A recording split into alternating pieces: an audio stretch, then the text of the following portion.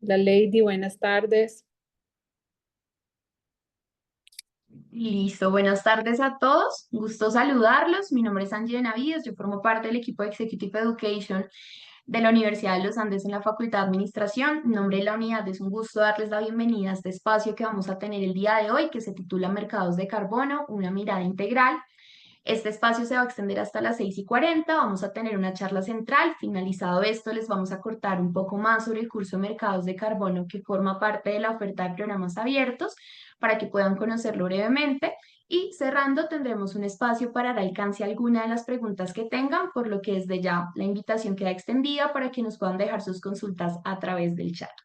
Hoy tenemos la fortuna de que nos acompañe la profesora Lina Moros. Antes de comenzar, quiero contarles un poquito sobre ella. Ella es profesora asociada y además de esto es directora del área de sostenibilidad de la Facultad de Administración de la Universidad de los Andes y por supuesto también forma parte del equipo docente del curso de Mercados de Carbón.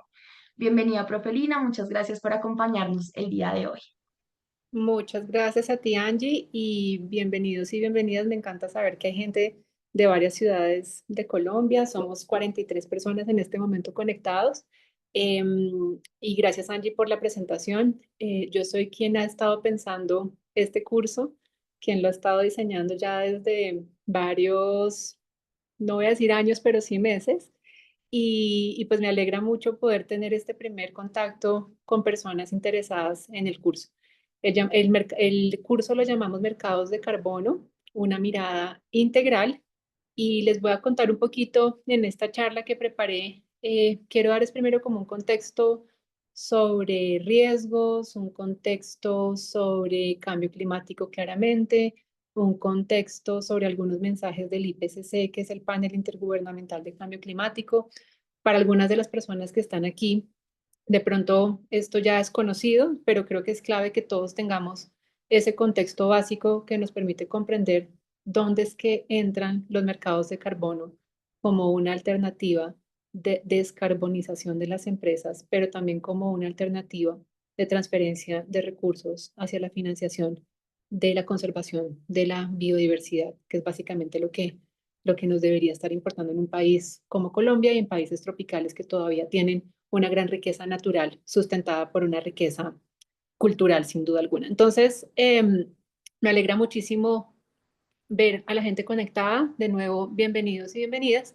Y Angie va a estar pasando las diapositivas, entonces te voy a pedir, Angie, que me ayudes a pasar. Y lo primero por lo que quiero iniciar es si pueden escribir en el chat. No, la primera, exacto. En el chat, ¿cuáles son los mayores riesgos que usted cree que puede afrontar su sector en dos horizontes de tiempo? Más a corto plazo, si quieren, que es a 2 años, y más a largo plazo, que son 10 años. Si nos ayudan por el chat, sin pensarlo mucho, pero ¿cuáles son esos mayores riesgos que ustedes creen que su sector en el que ustedes se encuentran o en el que han trabajado puede afrontar en un horizonte de tiempo corto y en un horizonte de tiempo largo? Y apenas yo vea algunas respuestas, les voy contando.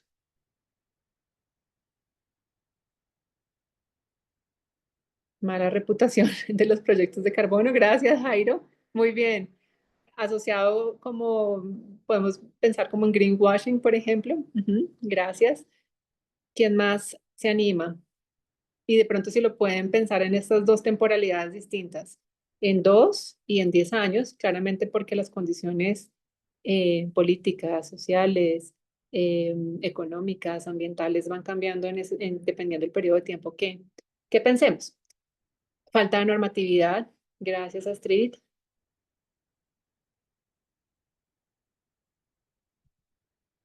La mayor oportunidad, dice Esteban, de crecimientos con relación a la copla del SDG hacia la ciberseguridad, control territorial, cambio climático, dinámicas cambiantes del mercado, exceso de regulación. Muy bien. Muchas gracias a todos y todas. Pueden seguir escribiendo. La siguiente diapositiva lo que les va a mostrar y lo que quería compartir con ustedes, de pronto algunos y algunas ya lo conocen, es el reporte de riesgos globales del Foro Económico Mundial de este año, que es del 2025. Si puedes dar un clic. Y esta edición, perdona, si puedes devolverla. Ok, no pareció algo, pero les voy a decir y es, esta es la 20ª edición del Informe Global de Riesgos de 2025 y lo que muestra un poco el mensaje principal es un panorama mundial cada vez más fracturado. Hay crecientes desafíos geopolíticos, ambientales, sociales y tecnológicos que están amenazando la estabilidad y el progreso de las sociedades, de las comunidades. Y en esta edición, y lo que yo les voy a mostrar ahorita para corroborar un poco o confrontar sus percepciones con las percepciones de 900 expertos de todo el mundo que fueron convocados en una encuesta de percepción de riesgos globales. Y en este informe, que lo pueden encontrar en Internet, se analizan esos riesgos globales en 3 horizontes temporales, justamente para ayudar a la toma de decisiones frente a esas crisis actuales y con prioridades a largo plazo. Entonces, si puedes pasar en la siguiente, hay 5 categorías de riesgos. Están los riesgos económicos, los riesgos ambientales en verde, los riesgos geopolíticos en amarillo quemado y los riesgos tecnológicos, que por ahí alguien mencionaba ciberseguridad, en morado. Y a mano izquierda, lo que ustedes están viendo son como el porcentaje de los encuestados que respondieron que ese riesgo era el más importante. Entonces, ¿qué es lo que vemos aquí? Y es, acuérdense que la muestra son 900 expertos globales y lo que encuentran es que el 23% de los encuestados dicen que los conflictos armados basados en estados, en naciones, y nada más tenemos que abrir un periódico para ver al menos 2 conflictos entre distintos países, el 23% indican que ese es uno de los principales riesgos globales. Y en segundo lugar está algo que nos atañe a nosotros que tiene que ver con los eventos climáticos extremos. Y a mano derecha de ustedes lo que ven es ranqueados por severidad. Entonces, al corto plazo, el primer riesgo que identifican estos expertos globales es el de desinformación y noticias falsas, básicamente. Y el segundo tiene que ver con extremos, eventos climáticos extremos. Y a largo plazo, el primer riesgo, el segundo, el tercero y el cuarto tienen que ver con riesgos ambientales. Entonces, este es el mundo en el que estamos tomando decisiones en las organizaciones, decisiones gerenciales en el sector público, decisiones en el tercer sector. Si puedes pasar, por favor, Angie. Y en la siguiente diapositiva, lo que ustedes ven es por grupo, me perdonen que está en inglés, pero es por grupo de interés, ¿sí? Entonces, en la primera columna tienen la sociedad civil, en la segunda columna tienen las organizaciones internacionales, en la tercera la academia, en la cuarta el gobierno y en el quinto el sector privado. Y fíjense que para a largo plazo, es decir, a 10 años, los 3 primeros riesgos son ambientales para todos los grupos de interés relacionados con eventos climáticos extremos, pérdida de biodiversidad y colapso ecosistémico, cambios críticos a los sistemas planetarios. Y en la siguiente lo tienes por áreas geográficas o por regiones geográficas. Entonces, por ejemplo, miremos en el medio está América Latina y el Caribe, y los primeros 5 riesgos a largo plazo tienen de nuevo que ver con riesgos ambientales. Por favor, la siguiente. Y este es por edad. Entonces, lo que les he mostrado es como por región, por grupo de interés, y ahora pues miremoslo entonces por grupo etario, y vemos que los verdes, que son aquellos que tienen que ver con riesgos ambientales, también son los, se ranquean de primero en los más jóvenes y de segundo en los otros grupos etarios o de edad. Entonces, este es el contexto de unos riesgos globales que son políticos, que son económicos, que son ambientales, que son tecnológicos, pero aquellos que los expertos perciben que son los que van a tener más severidad son aquellos que son los ambientales. Entonces, ¿cómo es que vamos a tomar decisiones gerenciales en un contexto de mayores riesgos climáticos? Y si puedes pasar, y además, me gusta mostrar esta diapositiva porque lo que nos muestra es que pocas empresas están progresando. Este es un documento que que salió también este año, en el 2025, lo pueden encontrar en internet, y lo que nos muestra es en 5 categorías, es decir, en declaraciones, en generar indicadores ambientales, en términos de gobernanza e incentivos, en tener una estrategia y planes estratégicos y en progreso. En esas 5 dimensiones clasifican las empresas en 4 niveles. Y lo que vemos es que hay poco progreso, por ejemplo, en estrategia y planes o incluso en progreso mismo, que es la última categoría. Entonces, estamos en un mundo en el que cada vez son más evidentes esos riesgos ambientales, pero por otro lado, un mundo en el que el progreso no va al paso que necesitamos. Y aquí es donde entro yo entonces a hacer algunas definiciones básicas que van a ser muy importantes para este curso de mercados de carbono. Y es, ¿qué es el cambio climático? Y aquí les traigo la definición del Convenio Marco de las Naciones Unidas en su artículo 1. Y dice, es un cambio de clima atribuido directa o indirectamente a la actividad humana y que ese cambio altera la composición de la atmósfera global, y esto se suma a la variabilidad natural que existe en los ecosistemas observada durante periodos de tiempo comparables. En la siguiente diapositiva, ustedes pueden ver una herramienta que me pareció muy interesante, que se llama en inglés Show Your Stripes, que son estas líneas de cambio climático que ha sido una forma de visualizar los cambios en temperatura globales. Azul para un cambio negativo, rojo para un cambio positivo, comparado con el promedio de temperatura de la época preindustrial, es decir, de 1850 a 1900. Y ustedes pueden entrar a esta página si ponen en internet Show Your Stripes. Y aquí puse, por ejemplo, para Bogotá. ¿Sí ven? Aquí está Bogotá, que es donde yo me encuentro en este momento. Y nos muestra los cambios de temperatura. En este caso, tomo una línea base del 61 al 2010 y vemos de 1901 a 1980 que los cambios eran negativos con algunos picos, pero pues que son ahí como unos outliers, y luego como desde el 2000 empiezan a reportarse cada vez más cambios de temperatura hacia la alza. Y esto está ocurriendo en todo el mundo. Si puedes cambiar, por favor. Personas de otras ciudades pueden buscar también las líneas climáticas de Medellín, de Barranquilla. Es una herramienta bien interesante, pedagógica, justamente para hacernos ver cómo esos cambios a la atmósfera global atribuidos a la actividad humana, pues han tenido cambios en la temperatura. Em, y aquí algunos mensajes que yo quiero señalar del IPCC. El IPCC es una de las autoridades científicas climáticas del mundo. Cada tanto saca unos reportes y aquí tengo como 3 mensajes que me parecen importantes, que de nuevo nos atan al tema de mercados de carbono.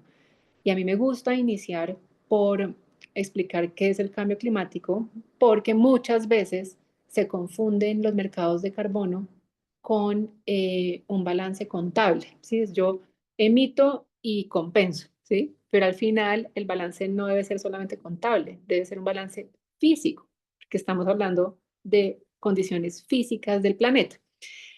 Entonces, los 3 mensajes que quiero dejar aquí el primero es que el IPCC dice, es un hecho inequívoco que la actividad humana ha calentado la atmósfera, el océano y la tierra, ¿sí?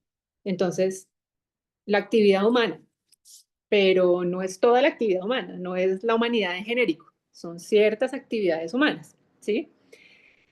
Segundo mensaje, y ciertas actividades humanas, eso lo vamos a poder estar viendo mejor en el curso. Segundo mensaje, el calentamiento global de 1,5 e incluso de 2 grados se sobrepasará durante este siglo si no se producen unas reducciones profundas en las emisiones a la atmósfera en las próximas décadas. Este año fue el primer año en el que ya se detectaron que se sobrepasó ese límite de aumento de 1,5 grados comparado con el promedio de 1850 a 1900. Em, entonces, ¿qué se requiere? Unas reducciones profundas en las emisiones. Y por último, incluyo aquí algo que habla Antonio Guterres. Muchos de ustedes lo habrán visto porque es el secretario general de la ONU. Y dice, las evidencias son irrefutables. Las emisiones de gases de efecto invernadero están asfixiando nuestro planeta y poniendo a miles de millones de personas en peligro. El calentamiento global está afectando todas las regiones de la Tierra y muchos de estos cambios son irreversibles. Debemos actuar ya para evitar una catástrofe climática. Entonces, fíjense que los dos últimos mensajes hablan de reducciones profundas y urgentes y rápidas y tempranas. Y el primer mensaje habla de la actividad humana. Entonces, si puedes pasar, por favor. Y aquí les traigo también otros mensajes que son de Johan Rockström, que es un científico climático que está en Estocolmo y es una de las personas que ha acuñado el concepto de límites planetarios. Aquí voy a pasar solamente por algunos de ellos, pero pueden tomarles fotos si quisieran leerlos más en detalle. Y lo único que yo quisiera resaltar aquí es que lo más preocupante es que estamos comenzando a ver una aceleración del calentamiento en los últimos 50 años. O sea, no solamente se está calentando la Tierra, sino que se está calentando a una tasa más alta de la que esperábamos. De 1970 a 2010, la tasa de aumento fue 0,18 grados Celsius por década. Sin embargo, a partir del 2014, esta tasa aumentó abruptamente a más 0,26 grados por década. Gracias por poner el pointer. Estoy en la linecita, dice que dice sí, exacto. Y dice, y si seguimos en este camino, superaremos los 2 grados Celsius en los próximos 20 años y llegaremos a 3 grados Celsius en el año 2100, siendo este un resultado desastroso causado por nosotros. La siguiente imagen me permite explicar esto de una forma más visual y más pedagógica. Entonces, ubiquémonos en esta línea que dice 2020, ¿sí? Esta es una gráfica que saqué del último reporte del IPCC. Entonces, ubiquémonos en esta línea del 2020 y lo que quiero que vean es, si puedes ayudarme con el pointer, Angie, un niño que nació en el año 2020, que es este niño chiquito que está ahí gateando, exacto, un niño que nació hace 5 años, va a pasar, o hay una alta probabilidad de que pase sus 70 años, si puedes moverte hacia la derecha, es decir, en el año 2090, en un planeta entre 2 y 4 grados más caliente comparado con 1850 y 1900. Mientras que si vemos una persona nacida en los 80s, como yo, por ejemplo, voy a pasar mis 70 años en el año 2050 y ese planeta estará un poquito menos caliente.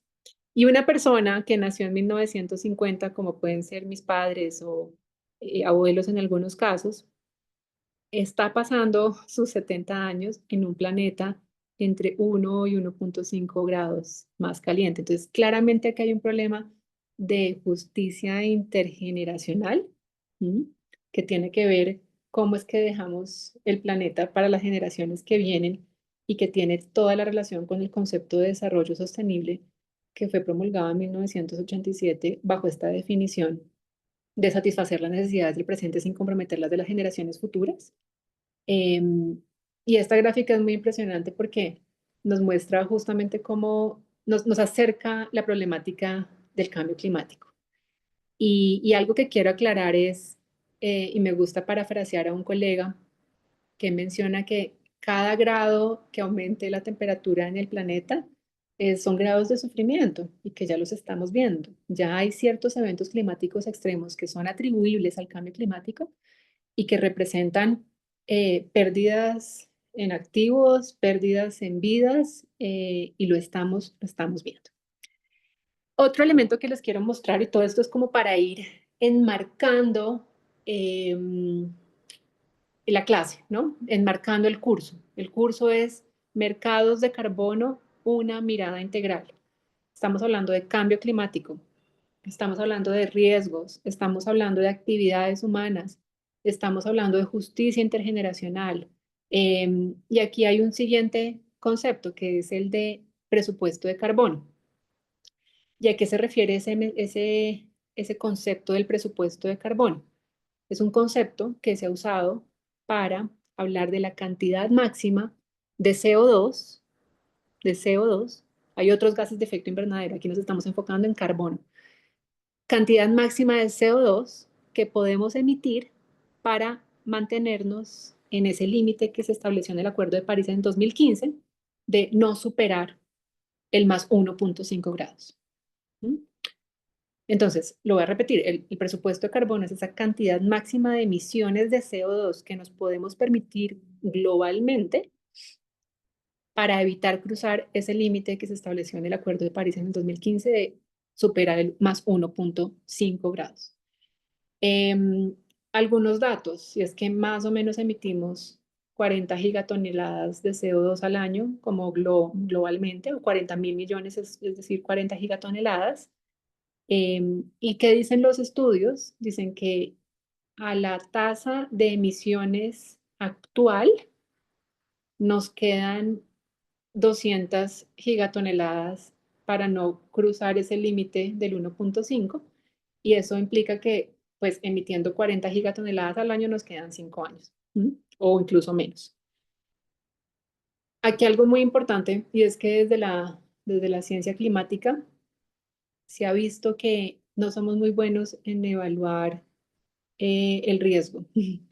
Entonces, cada vez que tenemos mejor acceso a la información, más datos, nos damos cuenta que hemos subestimado el riesgo. Entonces, puede ser que incluso estemos subestimándolo en este momento y que la cosa sea un poquito más grave de lo que creemos. Bien, entonces, este era como un poco el contexto que yo quería dar y ahora es, pues, ¿qué debemos hacer? ¿Mm? Y aquí es donde pueden empezar a entrar los mercados de carbono. Entonces, ¿qué nos dice la literatura? ¿Qué nos dice los estudios? ¿Qué nos dicen los expertos? Claramente tenemos que hacer una transición rápida hacia diferentes fuentes de energía, es decir, no combustibles fósiles. Dos, debemos hacer una transición hacia modelos de negocios sostenibles y circulares. Tres, una transición hacia dietas saludables que provengan de sistemas alimentarios sostenibles. Sabemos que gran parte de las emisiones de CO2 también provienen y no solamente hablar de las emisiones de CO2, sino la pérdida de biodiversidad, bien de sistemas agroalimentarios que no son sostenibles. Cuatro, no solamente detener la pérdida de la naturaleza, que es muy importante, detener la deforestación, por ejemplo, en los países con bosques tropicales como el nuestro, sino también de escalar la regeneración y la restauración de los sistemas marinos, los suelos, los bosques y los humedales. Hoy en el periódico El Espectador, para los que leen el periódico les llega a sus casas, salió en primera plana diciendo las turberas, que son estos sistemas de humedales, gran aliado para el cambio climático, porque las turberas, por las condiciones de temperatura en las que están, la descomposición de la materia orgánica es muy baja y entonces capturan el CO2 y lo almacenan durante mucho tiempo. Entonces, incluso salía en el periódico diciendo, las turberas son un gran aliado para combatir el cambio climático porque pueden capturar y almacenar CO2 mucho mejor que los bosques tropicales. Entonces, ¿qué nos dicen los expertos? Tenemos soluciones para todo esto. Si la puedes devolver, tenemos soluciones para todo esto. Tenemos soluciones para hacer transiciones hacia energías renovables. Podemos pensar en modelos de negocios sostenibles y circulares. Podemos pensar en formas distintas de alimentarnos. Ya hay muchos ejemplos de regeneración y restauración, como por ejemplo la iniciativa 3030 del World Resource Economics que busca restaurar 30 millones de hectáreas al 2030 en América Latina. Tenemos soluciones para todo esto. Y una de ellas, que es la que yo me quiero centrar en lo que nos queda de este masterclass para animarlos a tomar el curso de mercados de carbono, es la descarbonización. Y de nuevo vengo con las definiciones, porque em, las definiciones son claves para saber que todos estamos hablando en el mismo lenguaje y es el proceso mediante el cual países, personas, organizaciones empresas procuran lograr una existencia sin consumo de carbono de origen fósil. El IPCC dice, la descarbonización hace referencia a la reducción de las emisiones de carbono asociadas a la energía, industria y transporte. Pero hay algo que hay que aclarar y es, pues, qué son los combustibles fósiles. Ahí no me salió la imagen, pero yo tenía un esqueleto de un dinosaurio. Y es porque es realmente energía que logramos de los fósiles, de la descomposición de la materia orgánica que vivieron hace millones de años, plantas y animales.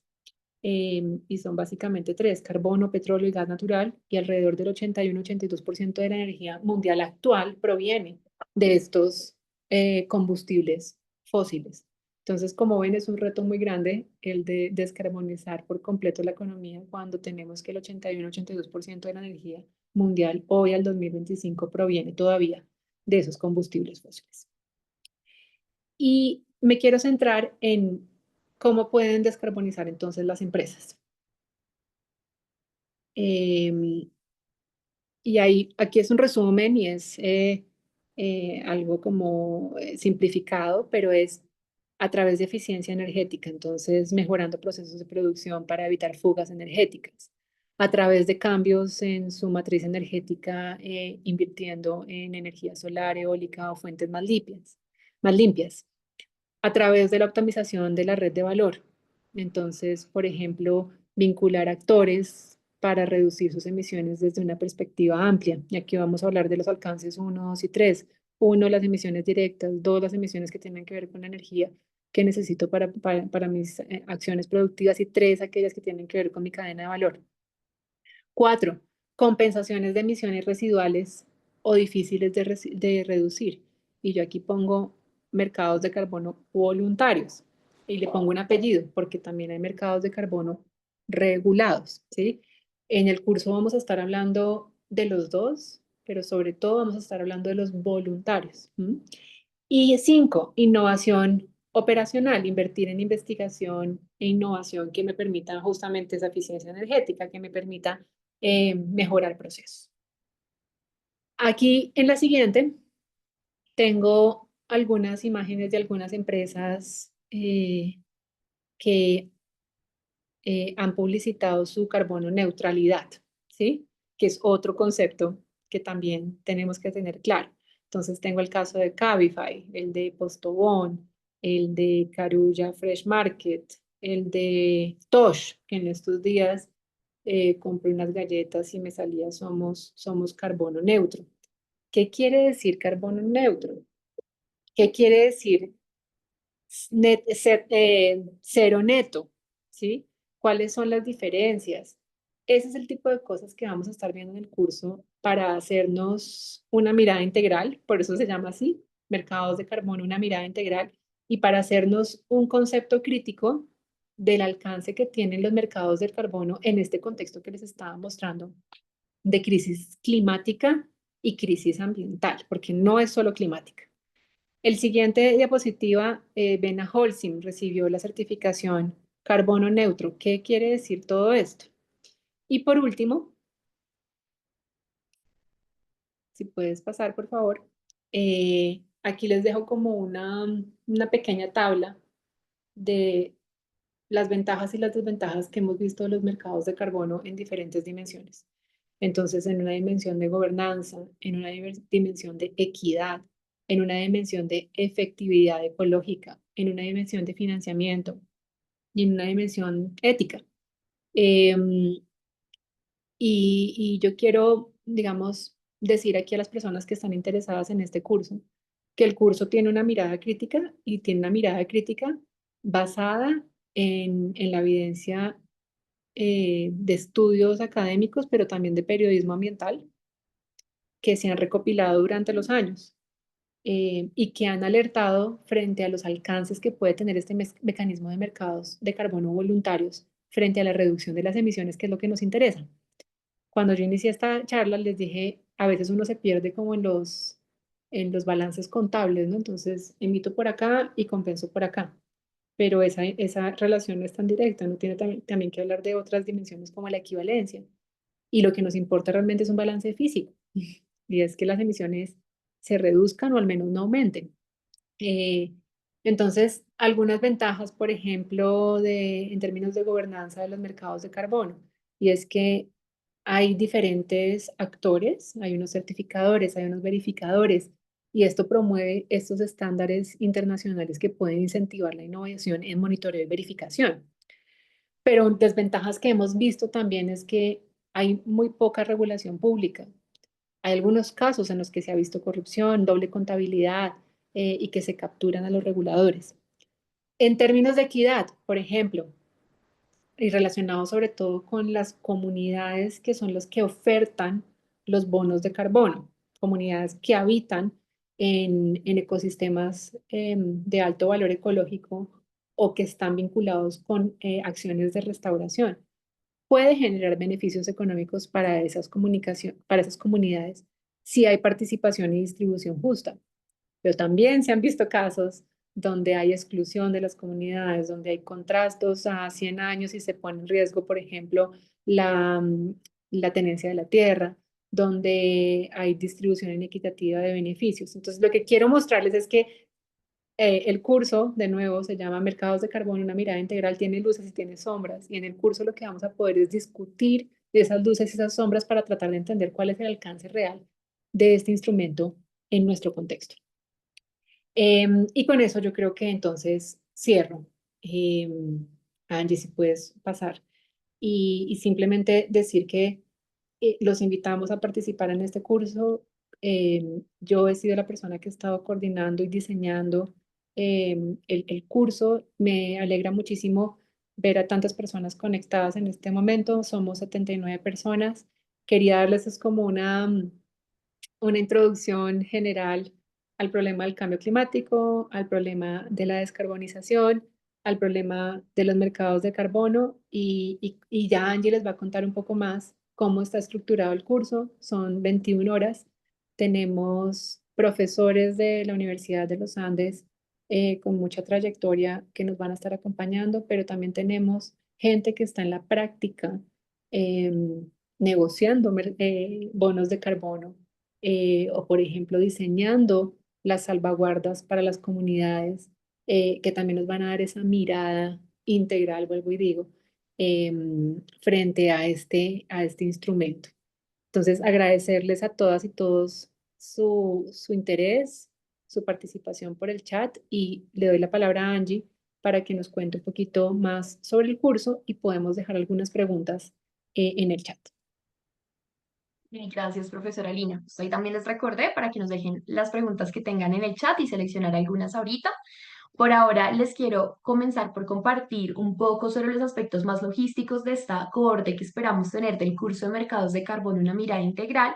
Está prevista para comenzar el 29 de julio. Es una formación que va a tener lugar en modalidad 100% virtual, por lo que si no residen en Bogotá, igual la invitación queda súper extendida para que se animen a acompañarnos. Son sesiones que se van a dar de forma 100% sincrónicas para que siempre tengan la oportunidad de interactuar tanto con el equipo docente como por supuesto con sus compañeros, y es un curso que tiene una duración de 20 horas. El objetivo general, que realmente va a estar muy alineado con esto, en lo que nos hacía énfasis la profesora Lina, es que el curso se propone analizar cuáles son estos distintos mercados de carbono como un mecanismo de mitigación del cambio climático, pero hacerlo desde una perspectiva crítica, entendiendo cuáles son esas diferentes perspectivas científicas, económicas y regulatorias que hay al respecto. Y para lograr este objetivo general, el curso se compone a través de 6 bloques. Tenemos una introducción a la política climática, que es justamente el comienzo del curso, y de allí el curso se estructura alrededor de 3 bases que nos importa compartirles en este caso. La primera es la base científica para comprender cuál es ese problema del cambio climático asociado a emisiones de carbono. La segunda es la base de mercado para entender el funcionamiento y las tendencias del mercado de carbono. Y la tercera es la base legal para comprender cuál es la normativa internacional y nacional de los mercados de carbono. Adicional a esto, tenemos un bloque de casos en América Latina para también aterrizarlo mucho más en el contexto que nos compete en este caso particularmente.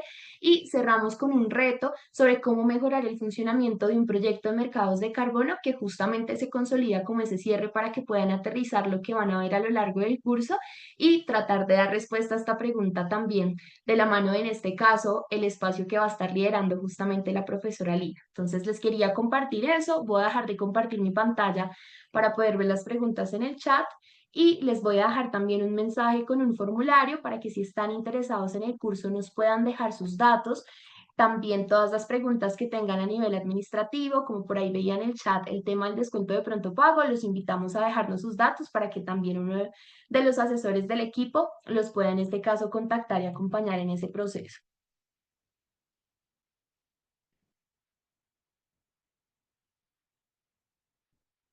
Listo, Profelina, por aquí Perfecto. tenemos varias preguntitas, sé que ya vamos a cerrar un ratico, pero si alcanzamos a contestar alguna. Eh, sí, hay varias. Si el curso es práctico, teórico, Jairo, intentamos que tenga como un balance entre las dos, pero sí consideramos que la parte teórica es fundamental porque poco, y esta es mi opinión, lo que veo es que hay mucha interés, emoción frente al mecanismo de mercados de carbono, pero a veces no se comprende muy bien. Entonces, claramente va a tener un sustento teórico, y la parte práctica está más relacionada con los casos en América Latina que se van a mostrar, casos exitosos, pero también casos fallidos. Entonces, podemos aprender del error y del éxito, y entonces sí busca como que tenga ese balance. Juan Carlos Torres nos dice, las soluciones se encuentran disponibles, las soluciones existen, y de hecho hoy en Colombia hay una sobreoferta de proyectos para reducción de gases de efecto invernadero. Entonces, ¿cómo el sector empresarial puede aumentar su compra o cómo evitar que varias empresas sigan evadiendo la disminución de sus emisiones de CO2? Una gran pregunta que seguramente podemos estar discutiendo en el curso. Em, y hay dos preguntas asociadas a cuáles son esas oportunidades para los campesinos o los pequeños productores rurales para participar activamente en la venta de carbono. Otro tema de investigación que yo tengo es el de pagos por servicios ambientales, y justamente esa pregunta también siempre sale, y es cómo participamos, ¿cierto? Entonces, ¿cómo ampliamos la participación? Y cómo, por ejemplo, desde el sector público se promueve la participación de ciertos tipos de comunidades que muchas veces han sido excluidas. Temas para discutir. Muchas gracias por plantearlo, que también lo planteó Aldo. Em, Páramos. Orlando, gracias. Hay algunos casos en páramos, muchos han enfocado sobre todo son en bosques, y ahí viene un tema que es muy importante, que tiene que ver con otro concepto que es el de la adicionalidad, ¿sí? Y por adicionalidad nos referimos a si realmente se están generando reducciones de emisiones de CO2 que de otra forma no se lograrían, o si yo estoy pagando, como en muchos casos fallidos encontramos, por lo que se conoce como aire caliente, que es decir, estoy pagando por reducciones de emisiones que realmente mm, se darían incluso en ausencia del pago, ¿no? Entonces es muy importante ese tema de la adicionalidad. Em, Marcela nos pregunta si se van a presentar soluciones tecnológicas para medir emisiones. No, digamos que eso ya sale del alcance del curso. Em, para las empresas estatales como la CAR, Gobernación y alcaldías, ¿qué plus trae este curso en la hoja de vida? Camilo, gracias por esa pregunta, no sabría cómo responderla. Mm, bien, yo creo que eh, les agradezco mucho todas sus preguntas.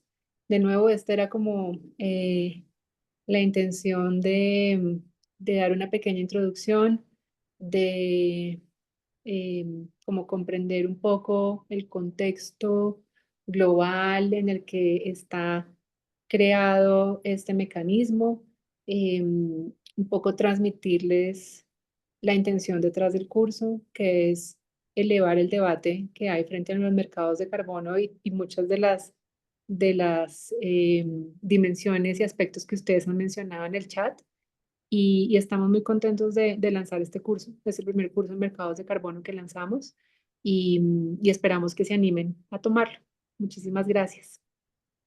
Mil gracias, Proferina. Les recuerdo entonces el formulario que les compartí allí para que también nos puedan dejar sus datos y recibir esas preguntas que se quedaron en el tintero el día de hoy. Agradecerles por habernos acompañado en este espacio. Esperamos que tengan una feliz noche y ojalá nos veamos más adelante en el curso. Que estén muy bien. Muchas gracias a todos. Feliz noche.